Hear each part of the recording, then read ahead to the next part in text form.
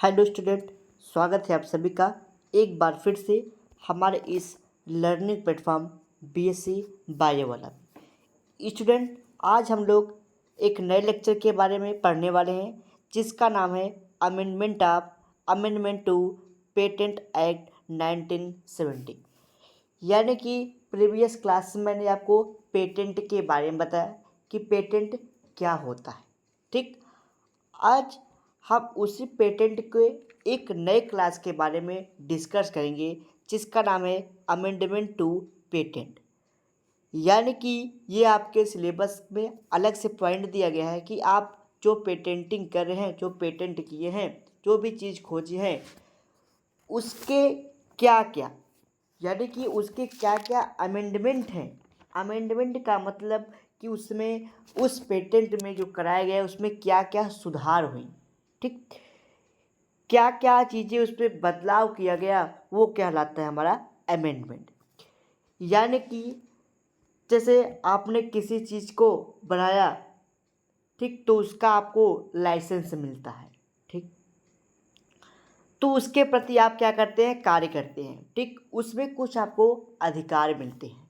ठीक, तो पेटेंट के लिए एक धारा बनाई गई थी। कब बनाई गई थी? 1970 में, 1970 में धाराएं बनाई गई थी कि क्या क्या धाराएं होंगी। जैसे आपने देखे होंगे कभी कभी अपने इंडिया में होता है कि कोई है तो उसके ऊपर बहुत सारी धाराएं होती हैं, जैसे 302 है, 307 है धारा। ठीक, एक्ट 144 है, 142 है, सॉरी 52 है। यानी कि धारा 144 का नाम आप लोग सुने होंगे। इसमें क्या होता है कि यानी कि चार लोग आपस में एक जगह बातचीत नहीं कर सकते हैं, सोशल डिस्टेंसिंग बनानी पड़ती है।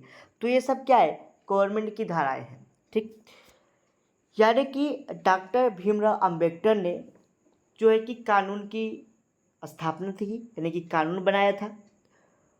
उसके बाद भी कानून बनाए गए, ऐसे कि नहीं है कि कानून सिर्फ भीमराव अंबेडकर जी ने बनाए, उसके बाद भी नई नई धाराएं बनाई गई और उसमें सुधार भी किया गया, यानी कि इसमें अमेंडमेंट ये भी किया गया।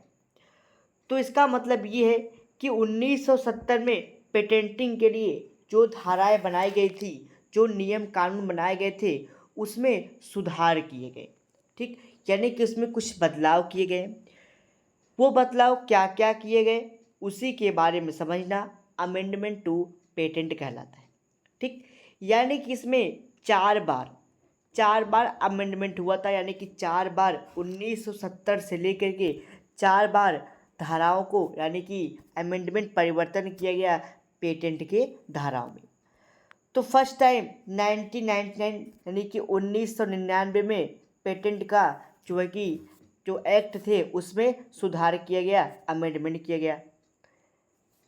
सेकेंड पॉइंट, यानी कि दूसरी बार फर्स्ट टाइम 1999, सेकेंड टाइम 22 यानी कि 2002 में किया गया।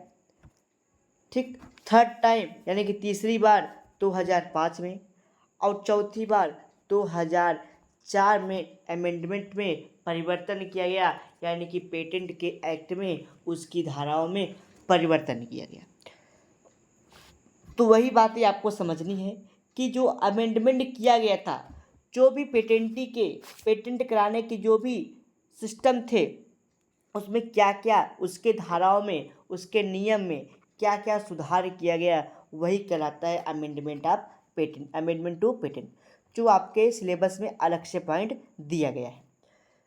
तो पहला था फर्स्ट अमेंडमेंट एक्ट 1999, यानी कि पहली जो सुधार थी अमेंडमेंट की पेटेंट में, वो कब हुई थी? 1999 में, यानी कि 1990 में पहली, यानी 99 में क्या किया, पहले अमेंडमेंट में सुधार की गई। ठीक, यानी कि उसमें समय समय पे सुधार जो भी किया गया था उसके बारे में हम लोग समझते हैं। तो 1999 में क्या सुधार किया गया? उन्होंने कहा कि भाई 1970 में होता था कि पेटेंटिंग जो धाराएं थी वो 20 वर्ष के लिए होती है पेटेंटिंग। और 1970 में उन्होंने 1999 में बदल करके कहा कि भाई कुछ चीज़ें होती हैं जिस पे हम पेटेंटिंग नहीं कर सकते। लेकिन 99 में एग्रीकल्चर और फार्मास्यूटिकल जैसे चीज़ों पे क्या किया गया, पेटेंटिंग किया गया। यानी कि कल की क्लास में मैंने आपको बताया था नॉन पेटेंटेबल इन्वेंशन, यानी कि कुछ चीज़ें हैं जिस पे हम लोग पेटेंटिंग नहीं कर पाते। जैसे वहाँ पे मैंने बताया था कि एग्रीकल्चर पे हम लोग पेटेंटिंग नहीं कर सकते, यानी कि एग्रीकल्चर में अगर कोई चीज़ की खोज की गई है एग्रीकल्चर के बेस पे तो उसकी पेटेंटिंग हम नहीं करा सकते। बट 1999 में ये किया गया कि भाई इस पे भी बात की गई कि भाई अगर कृषि के क्षेत्र में या फिर फार्मास्यूटिकल दवाइयों के क्षेत्र में अगर कोई इन्वेंशन होता है, कोई खोजात होती है, तो उस पर हम लोग पेटेंटिंग कर सकते हैं। ठीक, तो ये कहा it provide transitional facilities to file patent application related to the pharmaceutical and agriculture chemical product. यानी कि आप अगर फार्मास्यूटिकल में या फिर एग्रीकल्चर जैसे क्षेत्र में एरिया में अगर आप कोई खोज करते, कोई इन्वेंशन करते हैं, तो आप उसकी भी पेटेंटिंग करा सकते हैं। ठीक, लेकिन 1970 में ये नहीं था। 1970 में जब पेटेंट आया था तब ये नहीं था कि आप एग्रीकल्चर पे अगर कोई खोज करते हैं तो उस पर पेटेंटिंग कर सकते थे। तो वही सुधार किया गया था 1999 में। सेकेंड अमेंडमेंट एक्ट 2002 यानी कि 2002 में क्या सुधार किए गए उसके बारे में समझते हैं। 2002 में क्या था, 2002 में कुछ नियम से बनाए गए, यानी कि 2002 में कुछ नियम बनाए गए, बट वह 20 मई 2002 को लागू हुआ। यानी कि 2002 में स्टार्टिंग में भाई कुछ नियम से बनाए गए, जो 2002 में क्या हुआ उसके इफेक्ट देखने को पड़े, यानी कि वो लागू किया गया। पहला था the duration of every patent was made 20 year from the date of filing. यानी कि जब आप पेटेंटिंग के लिए डेट फाइलिंग करते हैं, फाइल को जमा करते हैं, एप्लीकेशन को जमा करते हैं, जिस डेट को करेंगे उस डेट से 20 वर्ष तक, 20 साल तक आप उसके मालिक रहेंगे। ठीक, यानी कि इसमें ये कहा गया 2002 में भाई आप जिस डेट को पेटेंटिंग कराएंगे उसके 20 साल तक, उस डेट से लेके आप 20 साल तक उसके मालिक रहेंगे। ठीक, सेकेंड पॉइंट कहता है the time of restoring of crease patent was increase from 12 month to 18 month. फिर उन्होंने कहा भाई अगर आप किसी चीज़ को फिर से रिन्यूअल कराना चाहते हैं, जो भी पेटेंटिंग की है, तो आप पहले 12 महीनों के लिए होता था, 1 वर्ष के लिए, अब उसे बढ़ा करके 18 महीने कर दिया गया, यानी कि 1 वर्ष 6 महीने यानी कि 1.5 साल के लिए कर दिया गया। यानी कि आपने 20 साल की पेटेंटिंग करा दी, आप चाहते हैं कि भाई इसका रेन्यूअल कराया जाए, इसकी और ड्यूरेशन टाइमिंग को बढ़ाया जाए, तो आप रीस्टोरिंग कर सकते हैं, यानी कि इसके टाइमिंग को बढ़ा सकते हैं। तो कब कितने के लिए, पहले 12 महीने के लिए होता है, बट जब 2002 में इसकी पेटेंटिंग हुई तब अमेंडमेंट हुआ, बदलाव हुआ, सुधार हुआ, तो 18 महीने किया गया। थर्ड आता है the process related to plant was made patentable while related to diagnostic and therapeutic was made not patentable. यानी कि उसमें कहा गया था, उसमें ये भी सुधार किया गया कि आप अगर किसी उपचार को, किसी चीज़ को, पहचान को, यानी कि डायग्नोस्टिक यानी कि पहचान करना, ड्यूरेबिलिटी मतलब उपचार करना, किसी उपचार का, ठीक, कोई उपचार का या फिर किसी पहचान करने के तरीके को आप पेटेंटेबल नहीं कर सकते। यानी कि अगर कोई पहचान करने का तरीका है, कोई उपचार करने का तरीका है, तो आप उस पर पेटेंटेबल यानी कि आप उस पर पेटेंटी नहीं कर सकते हैं, आप उसके इन्वेंशन के लिए लाइसेंस नहीं प्राप्त कर पाएंगे। यानी कि कोई उपचार है, दवाई से रिलेटेड कोई चीज़ें और उपचार की चीज़ें हैं, किसी चीज़ को पहचानने की अगर कोई तकनीकी है, ठीक, तो आप उस पर पेटेंटी नहीं करा सकते। थर्ड आता है आपका थर्ड अमेंडमेंट एक्ट 2005, यानी कि तीसरा अमेंडमेंट कब हुआ, तीसरी बार सुधार 2005 में देखने को मिला। इसमें क्या था, इसमें फर्स्ट पॉइंट में आता है the product patent was expand in the all field of technology include food, drugs, medicine, chemicals and micro organism. इसमें ये कहा गया कि भाई अगर आप कोई फूड बना रहे हैं, कोई ड्रग्स बना रहे हैं, कोई केमिकल बना रहे हैं, कोई माइक्रो ऑर्गेनिज्म के द्वारा इन सब चीज़ों का अगर आप प्रोडक्शन कर रहे हैं, ठीक, तो आपको इसका प्रचुर मात्रा में सेल भी करना होगा, ठीक। तो आप उसको सेल करेंगे तो आपको कमर्शियल लाइसेंस दे दिया जाएगा, ठीक। तो कमर्शियल लाइसेंस यानी कि CL दे दिया जाएगा। फिर उसी संदर्भ में फिर एक बात कही गई, यदि आपको कमर्शियल लाइसेंस दे दिया जाए, यानी कि आपको भाई आप कोई चीज़ बना रहे हैं, ठीक, आपको लाइसेंस दे दिया गया, ठीक, यानी मान लीजिए कोई चीज़ आप बना रहे हैं, दवा ही बना रहे हैं, तो आपको लाइसेंस दे दिया और आपके ऊपर एक कंडीशन रखी गई कि भाई जितनी आवश्यकता होगी दवाई की आपको इसको बना करके देना है। तो आप ऐसा भी कर रहे हैं कि भाई जितनी आवश्यकता है बना के दे भी रहे हैं, सप्लाई कर रहे हैं। लेकिन मान लीजिए अगर कोई इमरजेंसी आ गई, ठीक, कोई ज़रूरत आ गई कि दवाई की बहुत ज़्यादा ज़रूरत है, लेकिन आप उसके कम प्रोडक्शन कर रहे हैं, आप उतने ज़्यादा उत्पाद नहीं कर पा रहे हैं जितने कंज्यूमर है, जितनी उसकी यूज है, तो उस परिस्थिति में क्या होगा, उस परिस्थिति में दूसरे एजेंसी को या फिर दूसरे लोग को पेटेंटी दे दिया जाएगा कि भाई आप भी इस दवा का प्रोडक्शन करें, ठीक।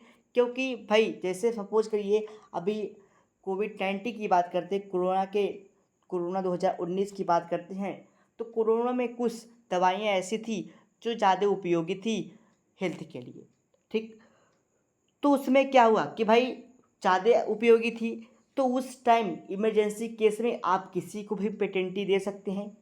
कंज्यूमर यानी कि जो भी कंट्रोलर रहेगा वो किसी को भी दे देगा, जो यानी कि 4-6 लोगों को दे सकता है कि ज़्यादा मात्रा में मेडिसिन का प्रोडक्शन करे और जो इमरजेंसी है उसको भरपूर किया जाए, ठीक। तो वो WTO और ट्रिप्स के माध्यम से होता है। तो यही बातें यहाँ पे लिखी गई है। The provision for grant of commercial licence CL was introduce. The CL is the grant of the permission by government to use manufacture important ORR sells a patent invention without permission. बिना permission के जो पेटेंटी किया है उसके बिना permission के ही आप दूसरे को लाइसेंस, कमर्शियल लाइसेंस दे सकते हैं, ठीक। Patent owner the CL is permitted under the WTO trips agriculture during the national emergency. कोई भी अगर राष्ट्रीय इंटरनेशनल अगर इमरजेंसी है तो आप किसी को भी लाइसेंस दे सकते हैं। थर्ड आता है the provisional related to the pre grant and the post grant was introduce. इसमें यह कहता है कि यानी कि इस बदलाव में ये बताया गया कि अगर आपने कोई चीज़ पेटेंटिंग कराई, कोई इन्वेंशन किया, आपने उसकी पेटेंटिंग करा ली, उस टाइम मान लीजिए सपोज किसी के चीज़ों को आपने क्या किया, उसको लिया, आपने उसकी पेटेंटिंग करा दी, यानी कि किसी का वो खोजा हुआ चीज़ था, इन्वेंशन कोई दूसरा किया था, आपने उसके साथ धोखाधड़ी करके, चुरा करके, मारपीट करके आपने उसको लाया, अपने नाम पे पेटेंटिंग करा लिया।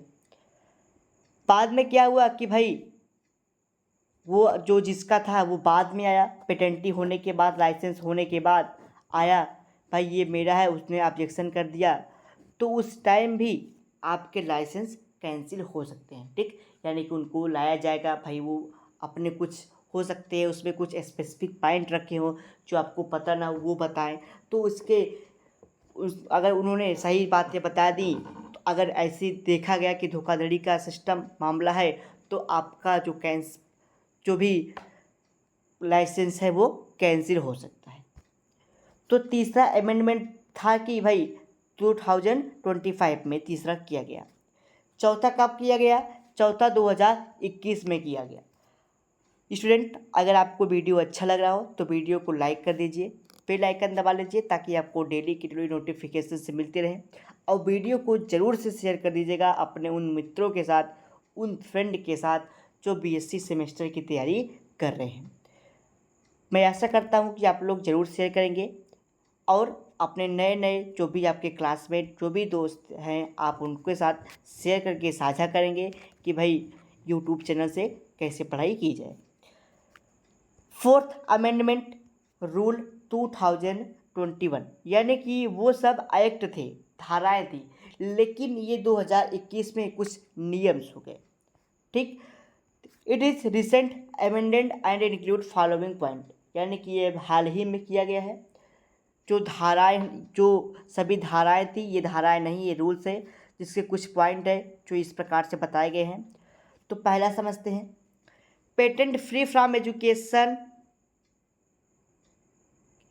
Institute involve in research activities has be reduced about the 80%। इसका मतलब यानी कि इसका मेन उद्देश्य क्या था, भाई आप किसी चीज़ के उन्होंने बताया कि भाई आप किसी का पेटेंटिंग अगर करा रहे हैं तो उसमें बहुत सारे नियम्स होते हैं। ठीक, यानी कि अगर कोई इन्वेंशन आपने किया, अगर आप उसका पेटेंटिंग कराना चाहते हैं तो उसमें बहुत सारे क्राइटेरियाज, बहुत सारे नियम्स क्या करने हैं, फॉलो करने पड़ते हैं और उस पर ज़्यादा फीस भी देनी पड़ती है पेटेंटिंग कराने के लिए। तो इसमें लोग क्या करते हैं, हिचक जाते हैं, यानी कि छोड़ देते हैं कि भाई इतना ज़्यादा पैसा और इतने ज़्यादा क्राइटेरिया को कौन फुल करेगा। तो उसमें कुछ रिड्यूस कर दिया गया है, यानी कि कुछ क्राइटेरिया को बदल दिया गया।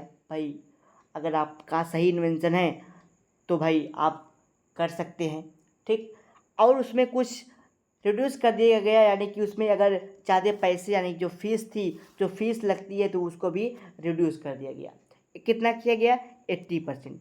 यानी कि अगर कोई पेटेंटिंग कराने में 1 लाख रुपए लग रहा है, जो लगता था पहले, अब जो पेटेंटिंग होती है वो 20,000 में हो जाती है। तो लोग क्या करते हैं, पेटेंटिंग करा लेते हैं, यानी कि 80% छूट मिल जाती है तो लोग आराम से पेटेंटिंग करा सकते हैं। सेकेंड पॉइंट आता है, द प्रोसीजर बिकम्स ईजी, और जो इसके प्रोसेस हैं उसको क्या कर दिया गया, उसको थोड़ा ईजी कर दिया गया, सरल कर दिया गया। ठीक, आशा करते हैं कि आप लोग वीडियो लाइक कर दिए होंगे। लाइक कर दिए हैं तो बहुत अच्छे हैं, अगर और भी अच्छा बनना चाहते हैं तो क्या करिए, आप लोग शेयर कर दीजिए अपने दोस्तों के साथ। नेक्स्ट आता है इन्फ्रिंजमेंट ऑफ पेटेंट। तो अगला पॉइंट में आता है आपका इन्फ्रिंजमेंट ऑफ पेटेंट, यानी कि इन्फ्रिंज का मतलब होता है, इन्फ्रिंजमेंट का मतलब होता है उल्लंघन करना। ठीक, यानी कि अगर आपने किसी चीज़ का पेटेंटिंग करा दिया है, अगर कोई उसका उल्लंघन कर रहा है तो उसके लिए क्या करना चाहिए। ठीक, यानी कि धोखाधड़ी का जब मामला। ठीक, तो इसमें बताया गया, when any bodies violate right of patenting then is known as infringement of patent. ठीक, यानी कि अगर कोई मनुष्य, ठीक, किसी बोला गया कि व्हेन एनी बॉडी वायलेट, यानी कि जब कोई व्यक्ति, सपोज करिए आपने कोई चीज़ें सब खोजी है, इन्वेंशन की है, वही हूबहू दूसरा कोई आपके जैसा बना दे, यानी कि आपके जैसा कोई लोकल चीज़ बना दे, यानी कि आपने कोई चीज़ बनाई है तो आपके जैसा कोई डुप्लीकेट चीज़ बना दे, अब वो क्या कर दे, आपके सामने प्रस्तुत कर दे और पहचानना ये असंभव हो जाए कि भाई कौन सही है कौन गलत, तो उसको कहते हैं हम लोग वायलेट। तो उसी में कहा गया कि the any violates right of patentee then is known as patent infringement, यानी कि अगर आपके जैसे कोई चीज़ बनाता है, आपका कोई उल्लंघन करता है तो वो क्या कराता है, इन्फ्रिंजमेंट ऑफ पेटेंट। यानी कि आपके जैसा कोई चीज़ बना दे, यानी कि आपने बना के रखा है, आपके जैसा कोई बना दे तो आपका ये उल्लंघन होगा। ठीक, generally following point are considered as the act as of infringement. तो फ्रिंजमेंट में कुछ पॉइंट कंसिडर्ड किए गए हैं, आइए समझते हैं। फर्स्ट है to copy the invention and prepare similar device, यानी कि भाई अगर आपने किसी मशीनरी की खोज की है, मान लीजिए किसी मशीनरी की खोज की और उसी तरह कोई दूसरा आपका कॉपी कर ले तो ये क्या होगा, एक प्रकार का इन्फ्रिंजमेंट होगा। ठीक, यानी कि आपकी पेटेंटिंग खराब हो गई, भाई आपने अच्छे से बनाया कोई चीज़ तो वही देख के आपका कोई कॉपी कर ले तो ये क्या हुआ, आपकी पेटेंटिंग खराब हो जाएगी। सेकंड आता है to develop machine of similar device and use to develop medicine of similar device and uses substitute यानी कि भाई कभी कभी होते हैं कि जो डॉक्टर्स होते हैं कोई दवा लिखते हैं, कोई भी दवा देते हैं, तो सबका अलग अलग एक ट्रेडमार्क होता है, यानी कि सब अलग अलग होती हैं। तो अगर आप कभी मेडिकल शॉप पे जाते हैं तो अगर वो दवाई मांगते हैं तो मेडिकल शॉप वाला बोलता है भाई वही बेस पे हम आपको दूसरी दवाई देंगे, यानी कि कंपनी तो अलग अलग है बट उसके जो फार्मूलाज है लगभग वो क्या कर रहे हैं, वेरी कर रहे हैं, सेम है। तो वहीं पे होता है कि भाई आप एक जैसी दवाइयाँ बना दे, बस उसकी कंपनी चेंज कर दे, तो क्या है, उसकी एक प्रकार का इन्फ्रिंजमेंट है और उल्लंघन है। तो भाई जो ओरिजिनल है, जो पहले से बनाई हुई चीज़ें हैं, उसकी रेट हो सकते हैं कि थोड़े ज़्यादा हो सकता है कि वो 50 रुपए में बिक रहा हो, और जो आपने दूसरी कंपनी का ले रहे हैं सेम चीज़ है, सेम बोला है कि भाई सेम चीज़ है, कंपनी बस चेंज है, तो हो सकते हैं कि 20 ही रुपये का हो, तो इसके लिए उसका क्या होगा, उल्लंघन माना जाएगा। ठीक, तो ये थे इसके इन्फ्रिंजमेंट। तो मेरे पास जो भी क्राइटेरिया थे, जो भी समझाने का प्रयास किया मैंने आपको, शायद आपको मेरी सारी बातें समझ में आई होगी कि पेटेंट क्या होता है, उसके जो भी अमेंडमेंट थे, जो भी सुधार हुए थे उसके बारे में मैंने बताया, और क्या उसके उल्लंघन किए जा सकते हैं उसके बारे में मैंने आपके साथ डिस्कस किया। अब नेक्स्ट लेक्चर में हम एक नए टॉपिक के साथ आएंगे जिसका नाम है कॉपीराइट, यानी कि कल की क्लास में हम आपके साथ कॉपीराइट्स के बारे में डिस्कस करेंगे कि कॉपीराइट क्या होता है। ठीक, तो चलिए मिलते हैं अगले लेक्चर में कॉपीराइट के साथ। अगर आपके कोई डाउट, कोई क्वेश्चन, कोई क्वेरीज है तो आप हमसे कमेंट बॉक्स में अपने क्वेश्चन, क्वेरीज को, डाउट को पूछ सकते हैं। ठीक, और अगर आपको PDF नोट्स चाहिए तो आप टेलीग्राम चैनल ज्वाइन कर लीजिए। टेलीग्राम चैनल ज्वाइन का एक सिंपल सा मेथड है, आप हमारे व्हाट्सअप नंबर पे मैसेज करेंगे, आपको वहाँ पे टेलीग्राम पे का लिंक मिल जाएगा, या फिर आप टेलीग्राम पे ही जा करके BSc बायो वाला सर्च करके आप टेलीग्राम ज्वाइन कर सकते हैं। ठीक, वहाँ पे सारे PDF नोट्स अवेलेबल है। आप सीरियल वाइज से सीरियल, अगर आपको एक सीक्वेंस से नोट्स चाहिए, यानी कि वीडियोस लेक्चर चाहिए, तो आप हमारे प्लेलिस्ट को देख सकते हैं। प्लेलिस्ट पे BSc की हर सेमेस्टर की जितने भी सेमेस्टर अभी तक आए हैं, यानी कि चाहे वो फर्स्ट हो, सेकेंड हो, थर्ड हो, फोर्थ हो, सभी सेमेस्टर की जो है कि क्लासेस वहाँ पे अपलोड हैं। तो चलिए मिलते हैं अगले लेक्चर में कॉपीराइट के साथ, और इसके सारे बातों को हम लोग एकदम आसान लैंग्वेज में समझेंगे। ठीक।